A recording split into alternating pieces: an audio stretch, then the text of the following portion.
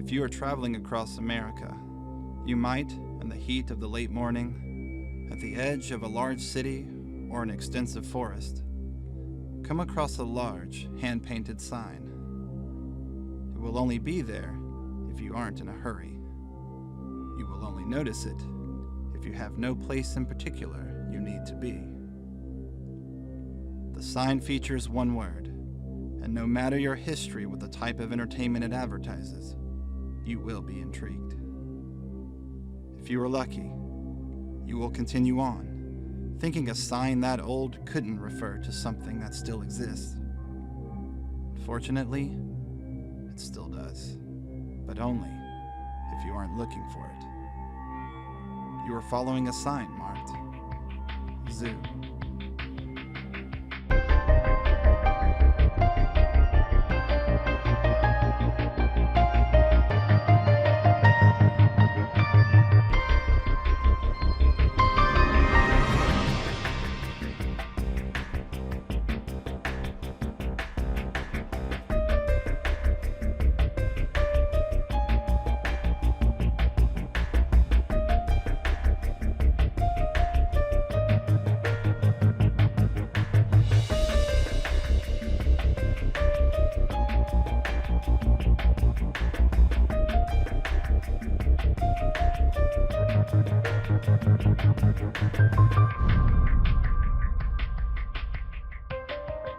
Episode 3. Brrrrt Ping.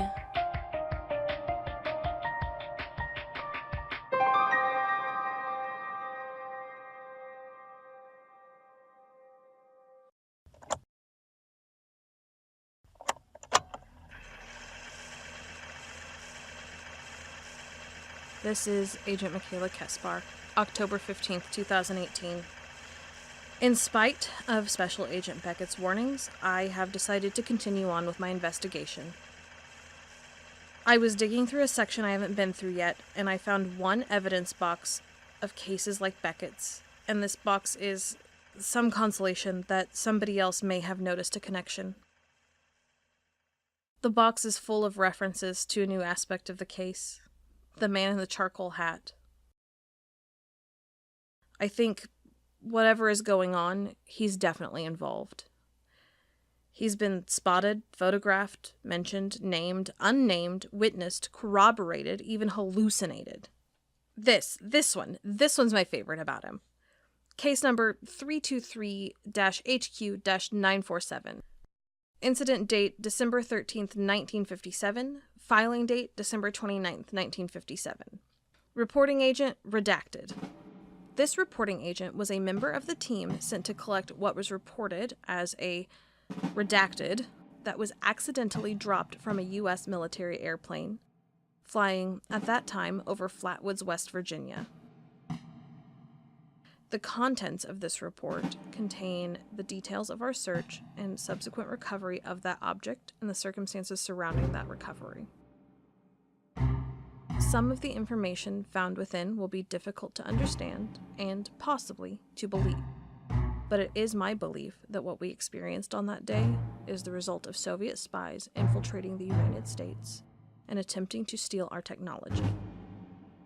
The following report is, to the best of my knowledge and ability, completely factual and accurate. Agents from the FBI and the CIA, as well as all available U.S. military personnel within a 6-hour radius, were called in to track down and recover the missing redacted. Within an hour of receiving the call, I was on a flight with several other HQ agents to North Central West Virginia Airport, CKB, and we were near the drop zone within another 2 hours. Once we arrived, teams were split into those who would be questioning the residents of Flatwoods, West Virginia, and those who would be combing through the nearby woods. The residents of the town, population just 974, were very alarmed by this sudden invasion of military personnel and had no answers for us, just a multitude of questions. The story given by all agents was that we were searching for a missing little boy. After spending the afternoon unsuccessfully questioning the residents of Flatwoods, I took a brief rest in order to be fresh for my night shift of searching the woods. I resumed my duty at 2300 hours with Major Redacted, Special Agent Redacted, and Redacted of the CIA. We searched well into the night, combing the forest with no luck, keeping in contact with other teams who reported a situation similar to ours. We searched well into the night, combing the forest with no luck, keeping in contact with other teams who reported a situation similar to ours. It was near sunrise, just as we were talking about stopping to take an extended rest when we caught what I still do not know if I can call a break, but we certainly got more than we bargained for. We ran across a clearing containing about 12, creatures is all I know to call them. They weren't people and they weren't animals. The creatures were all, at an estimate, 6 to 9 feet tall, had large, bulbous, glowing eyes, and the bottom half of their bodies were conical and metallic, like they were wearing dresses, or maybe robes made of space blankets. They had some kind of large protuberance around their head, like a high collar or cowl. And they talked. They talked to each other in these high, flute-like voices with a strange echo, but in some language made mostly of Brrrrt Ping and woo-woo-woo-woos. In the center of the clearing, the creatures were all studying the same thing, the reason we were all here to begin with: the redacted. There was just a brief moment of tense silence where the creatures just stared at us and we stared at them, and that short time was all we needed to catch them off guard and have them surrounded, our guns at the ready. One of the beings turned and looked directly at me, and the damnedest thing about it was how the things sounded when they moved and how they seemed to operate. They moved like floating ballerinas, but every single movement had an accompanying horrible metallic screech to it. A simple twist of the torso created a skirp noise. And when an arm lifted to point at us, I heard a skirn sound. Major Redacted was just about to give his men the order to start firing when things got somehow even stranger. Suddenly, there was a strange odor and a barely visible mist surrounding us. Every single person in that clearing, all highly trained men, froze with terror as one by one, those around us started dropping. I personally tried to radio for help, and I know I wasn't the only one. But by the time it had even occurred to me, my limbs felt too heavy to reach my radio, and my brain was feeling fuzzier and fuzzier by the second. It wasn't going to be long before I too went down. Right before I lost consciousness, I witnessed a man striding into the clearing that was like no one I had ever seen before, but was also vastly different from the other creatures already there. He was tall, thin, and wearing a long, gray trench coat with a wide-brimmed hat. But the most striking thing about him was what was peeking out just beneath the brim: a pair of glowing, red eyes. When I came to, the metallic beings were all gone. The man, if you can even call him that, noticed that some of us were starting to come around and opened his coat to reveal that it was no coat at all, but a pair of giant moth wings, and flew up out of the clearing. I was clearly still under the effect of whatever we had been gassed with. At this point, I was struggling to my feet, as were most of the others who had been knocked out, and we made an exciting discovery. The Redacted was sitting right there in the clearing, untouched and unarmed.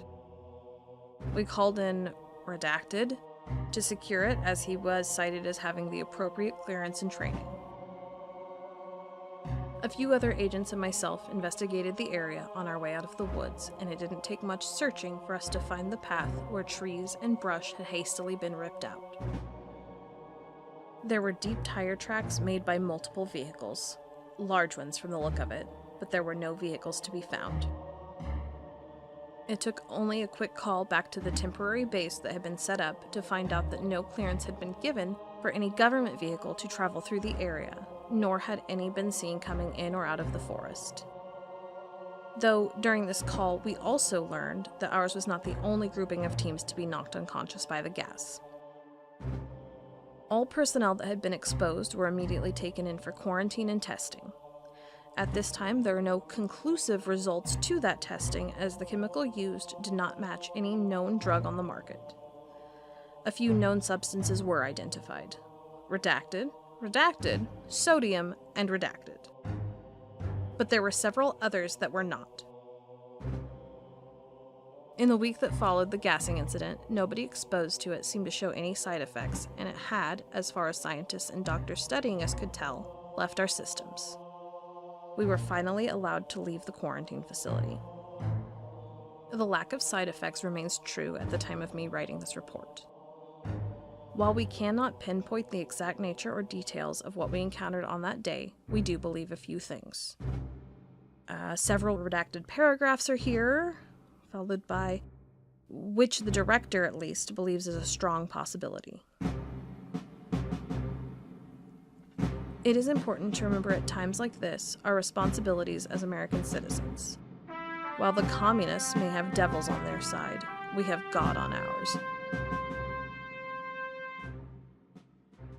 Okay, I know you're a little out of the loop, Agent Long Black Line, but that's a butterfly, not a moth. He had wings. What were you guys exposed to? How much of that was real? Is this the man mentioned by Anne Marie Hearn in the investigation in Texas? Is he the man Monica LeSue was talking to in Camarillo State Mental Hospital? Was he involved in a little investigation into a creature in Innsfield, Illinois? Or this incident in Crater Lake with a damned lake monster? There's a photo with him in the background at Centralia, PA, when the coal vein under the town caught fire and burned the foundation out from under the city. He was reported on site at a bridge collapse and corresponding monster sighting at Point Pleasant, West Virginia, leading a team of men in black. Each time he is described as wearing a charcoal gray fedora. Not the kind worn by Twitter opinionists, but the kind worn by 1920s gumshoes. He has a matching trench coat and sunglasses, and he's been seen wearing it since at least the 50s. Like a man stuck forever in his search for the Maltese Falcon. The other peculiar thing is the references to his eyes. Big red eyes. Supernaturally big and red. I think he wears the hat and glasses to cover them. It's strange. Any report that mentions them is so strangely written. Like somebody saw an alien in a trench coat and only wants to describe the coat. Hell, maybe he is an alien. Can't be any stranger than an FBI agent with a 42-year case history reporting a chupacabra. I'm losing my mind.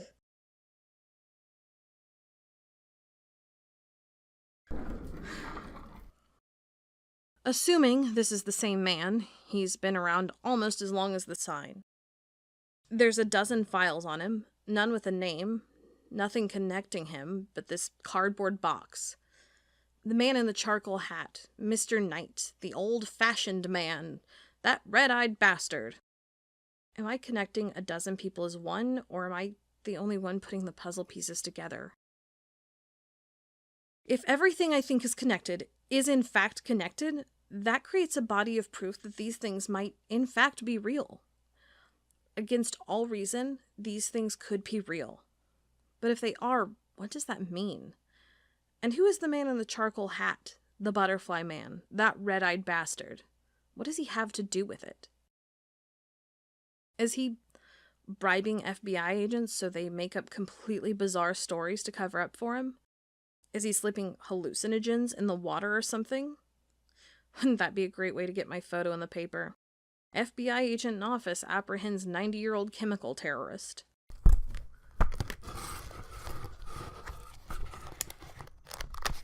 When I found this box in the stacks, the first thing I noticed is somebody, the same somebody, wrote on each file, which is also not protocol. She even signed one of them. Who is Lydia Hanover? Lydia has written here that this case, the one from December 1957, fits the usual. Nothing about that is usual. What else is in here? Let's see. Another cult case. New Jersey. Reported cult activity up to and including human sacrifice. Supposed missing children. No proof. 2 boys found deceased, completely torn apart.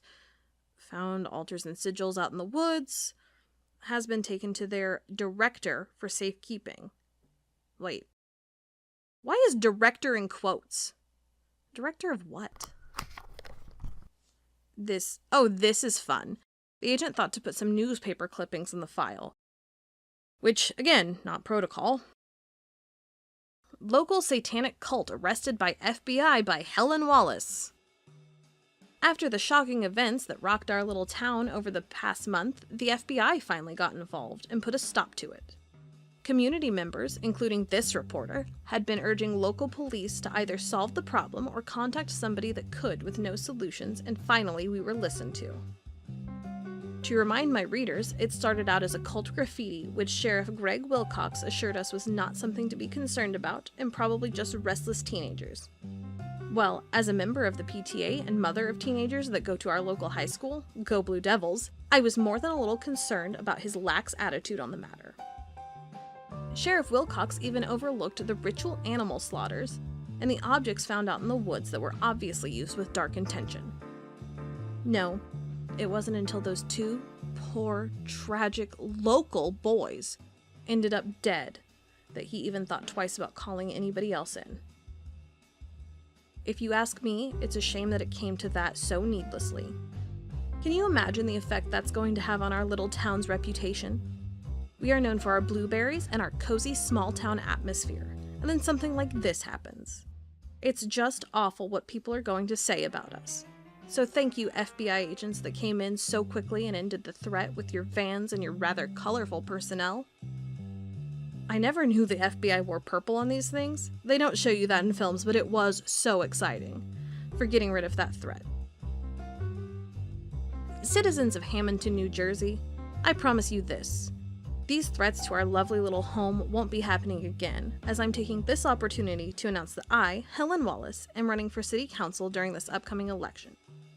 I've served you on the PTA since my children were in kindergarten, and have written columns in this newspaper for even longer, and I think it's about time we had someone who cared watching out for us. I have never disliked a person more with less evidence. I wonder if she won. Let's see.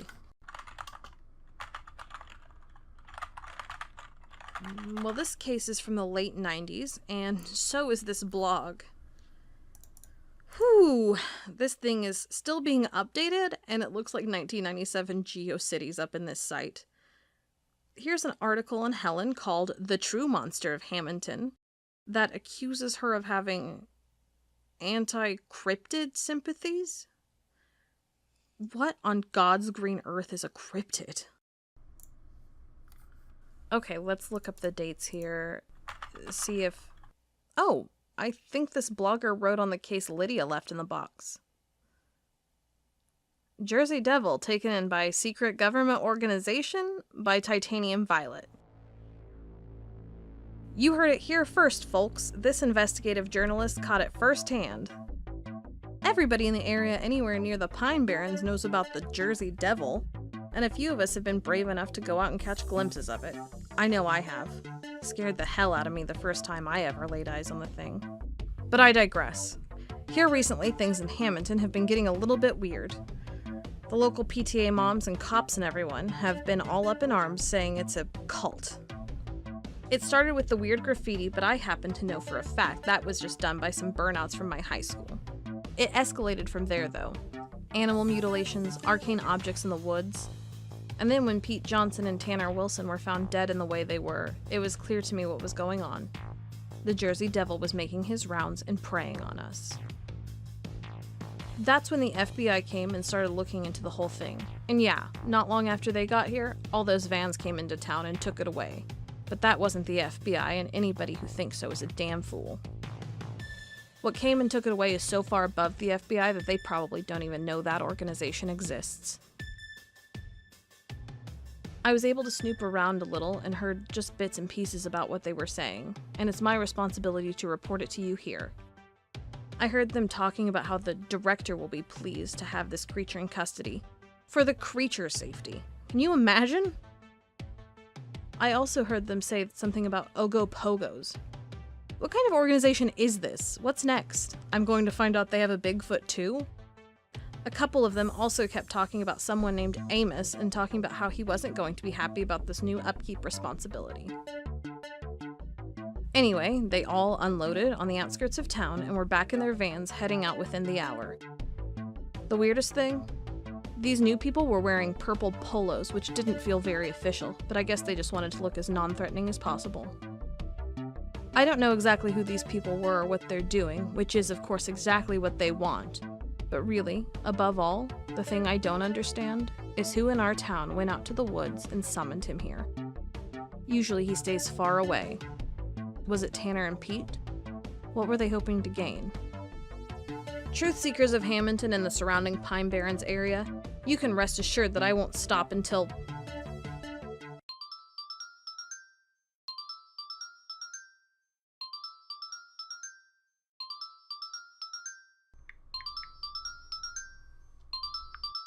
Hi, Katie. Michaela, sweetie, loving sister. Who do you owe and how much? I don't owe anybody anything. In fact, this guy I know, named Daryl, he owes me $5,000, which is what I'm calling you about. Mm-hmm. You see, Daryl's an entrepreneur, and he's investing in an airport in Argentina, and he's starting a new airline with his business partners, and each person needed to put in $10,000. So I put in my $10,000, and everybody else put in theirs, and Daryl's bank wouldn't let him transfer all 10 at once, so I loaned him $5,000, so he owes me $5,000. Anyway, I have something. I've invested money in this new airline, which takes advantage of previously untapped routes over the Andes Mountains to Chile. You too can be an investor and help this poor landlocked country gain access to the bounties of the sea using this new transportation option and get a 200% return on investment guaranteed. Won't you? Katie? How do you know this isn't a con? Daryl told me it wasn't. Oh. And what's Daryl's last name? Okay, well, we're on a first-name basis, so that's not really important. And he showed me pictures of the airplanes, and that's how I know it's real. I see. See, Michaela, I am being so selfless. I invested my entire savings into this. I just have a big heart. And I'm gonna get filthy, stinking rich in a way that helps people. And you wouldn't know anything about that. All right. Hey, I've sent you an email. An email? Oh my god, you're so 1995. Hold on, let's see. Okay. This is a picture of the Brooklyn Bridge. Yeah, I know a guy who's trying to sell it for just 10 grand. Do you want to split it with me? First of all, you found that on Google. Second of all, I just told you I've got all my savings in on this airport. Wait for it. Oh, damn. Yeah. Oh, double Plus, shit, fucking neither damn. Chile nor Oh, Argentina are goddamn landlocked, shit, so 10K fucking probably do a fuck. little research next No. time. Oh, God and there's damn like it, one not other again. thing. Shit. You know that airplanes do Oh my fly, God, he right? fucking told Like, me. Oh they're my not God, discovering fucking new no, routes for no, airplanes. goddamn They don't shit, fly through fucking canyons. damn. They don't have Fuck, God damn it, airplane damn it, freeways. damn it. They do Okay. fly over Oh, mountains. You know that? Michaela. Katie. Michaela. Katie. Michaela. Katie. Michaela. Catherine. What do I do? You do what you did the last 3 times, Katie. You're going to go to Officer Bishop. The two of you are going to go find Daryl. Hope like hell that he hasn't skipped town yet. And you're not going to leave until you get your money back. Okay.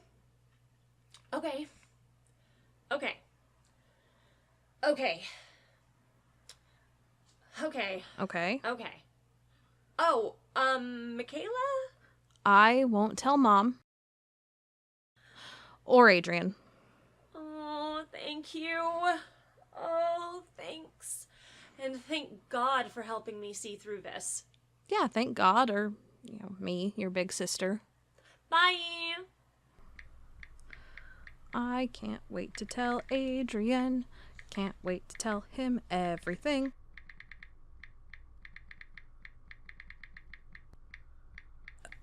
Okay, where was I? Shit, okay. Next file. Oh, here's a few files dating back to the 60s. Let's see what else Lydia thought was the usual. Missing persons on the $1 Million Highway. Case file 79-DN-0576. Date opened, August 21st, 1969. Incident date, unknown, between August 1st and August 20th. Witness, none.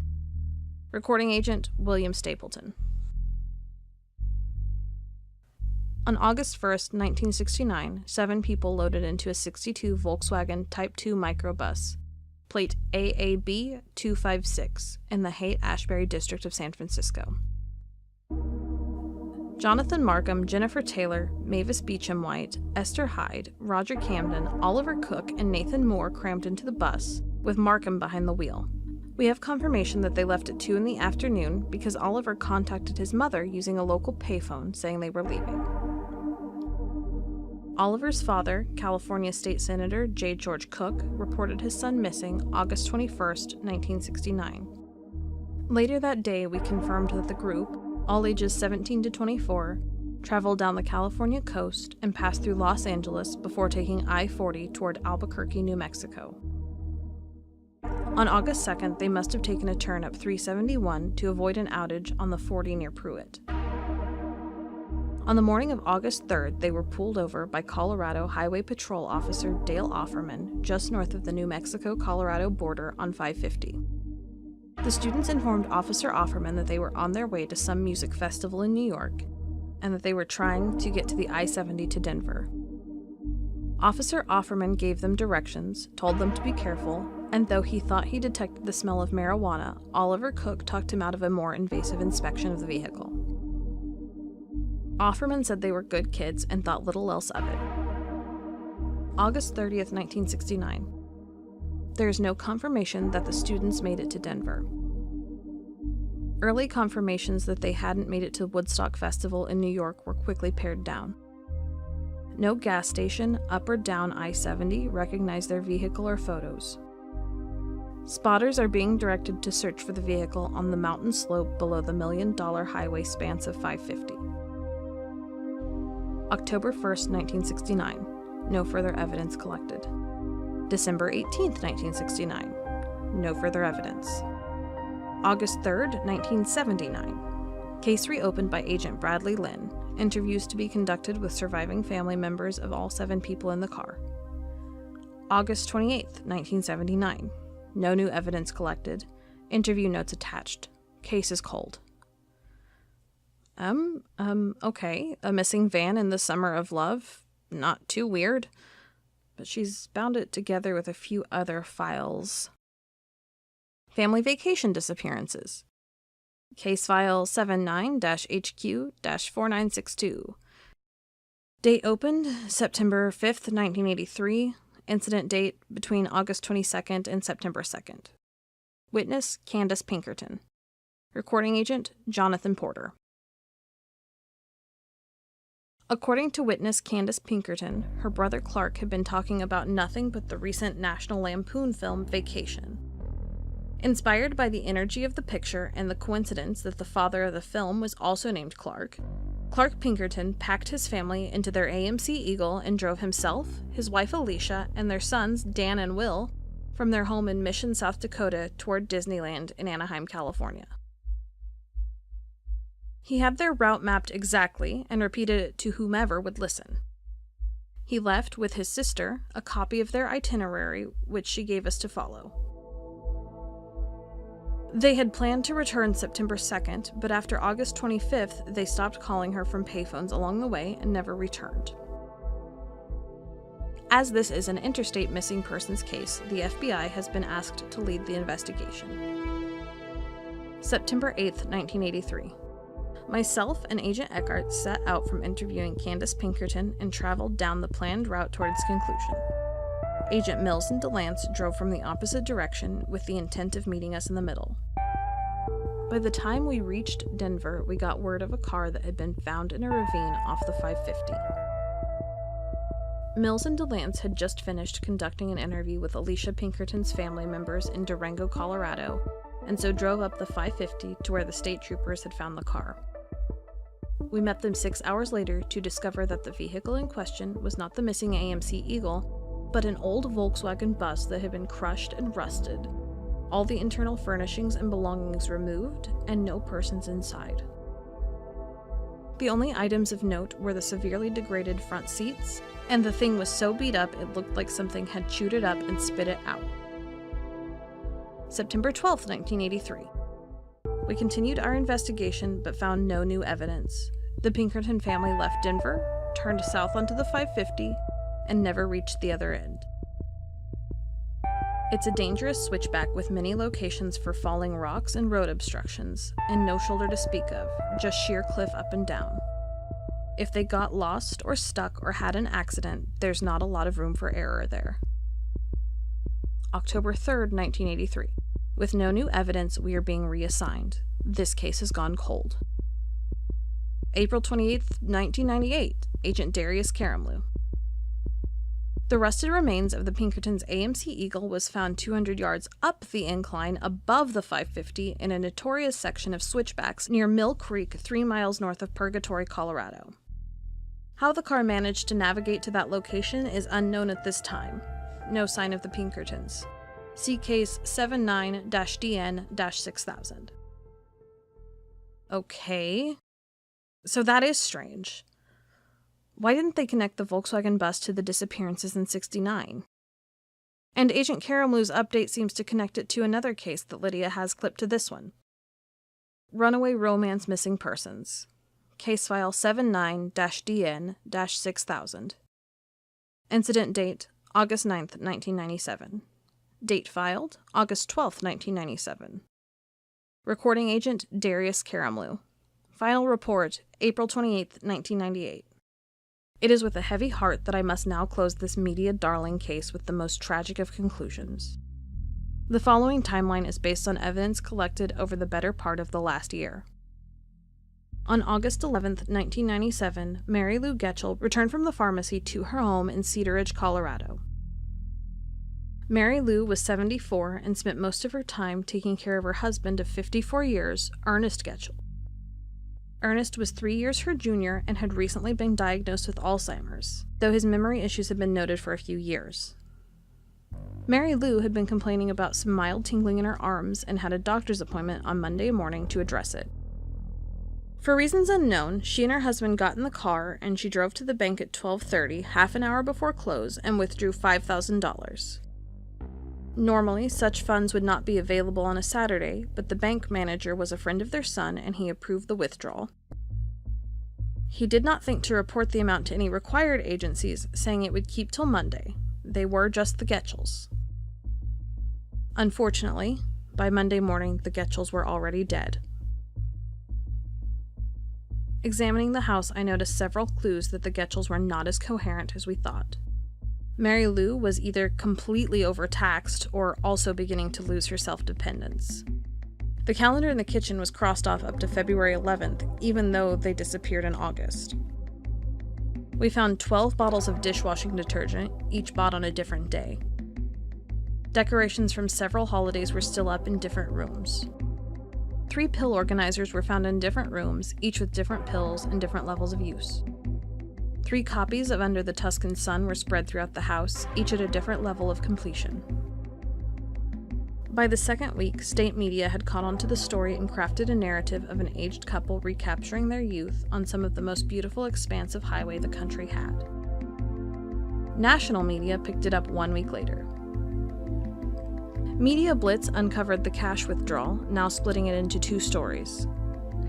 Either they took out a bunch of savings to run off together and relive their youth, or they were taken hostage by a deranged gunman trying to take their wealth. The truth is far less impressive. Less than 6 hours after leaving their home, the Getchells and their 1992 burgundy Ford Taurus were caught in a rock slide near Purgatory. The car was discovered April 15, 1998, between the melting of the winter precipitation and the budding of mountain foliage. The car and the entire content of the landslide were found at the bottom of a ravine, only a mile away from an accident site discovered a decade before. The cars seemed to have an unusual amount of rust, and winter scavengers left little of the bodies. Examination of the area discovered the remains of an AMC Eagle we now identified as the car of a family reported missing over a decade ago. See case file 79-HQ-4962. I am not happy to report this puts a solemn end to 2 cases. Looks like Lydia has written on the folder here. Also, not standard protocol. I'm surprised that nobody linked the missing hippie kids with the Volkswagen bus. Also, nobody noticed these cases were each 14 years apart. Note to check the area missing persons in 2011. Each case notes the destruction of the vehicles, a degrading that is unique and described best as looking like a wad of chewed gum. 2011? Let's see. Okay, this never made it to the FBI.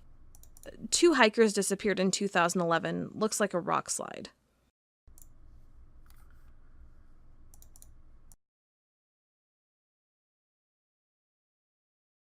The 2 hikers, brothers Kevin and Michael Conroe, have been missing for 12 days. Police and local forest rangers feel that this path down the mountain, a shallow but wide trench stripped of foliage, may be There's that evidence of damned the sign rock again. that the 2 brothers' lives At the bottom of a path winding up the mountain. I Rangers can have see started it. scaling down the mountain cliff. 7 Using years rubble ago. at the It's bottom, right they there. find the signs of the missing men. Let's see. Okay, they're This just, stretch let's of see, the they're just million-dollar north highway is of notorious for missing here. persons. There's the bend About in the 15 years road ago, Mary and Lou the was running a latitude stretch and of longitude disappeared listing in the every year. Karamlu report. And after a nearly Let's year-long see, search, FBI agents there's discovered no their road car at there? the bottom of a ravine, bringing the sad Could end a to mountain what path media disappear in does that amount of with time? relay. What's the connection Dozens here? of other reports over the last century All the have previous disappeared instances across have the been with Amazon strange depths creatures. in the A lizard man, a May date blood-sucking back to alien 30 creature, across the mountains. some kind of strange So common communist were alien, disappearances a group that of stories banshees. appeared, claiming What are they rock slides and suggesting? sudden falls on monsters and mysterious Some creature that uses rock slides to attack people? Rangers are holding out hope Something that the Conroe brothers are something still big alive enough to and eat and unharmed, digest a and car? they It'd have to be the size of a continue whale. to reveal more clues. Wait, what did I just... Was that... Okay, this sounds so ridiculous, Rangers but are I'm holding almost out sure hope I that the saw... Conroe brothers are still I alive think I saw a and rock unharmed, blink? and that continued Like- searches in the area may Like I reveal thought I clues. saw that... Oh, fuck!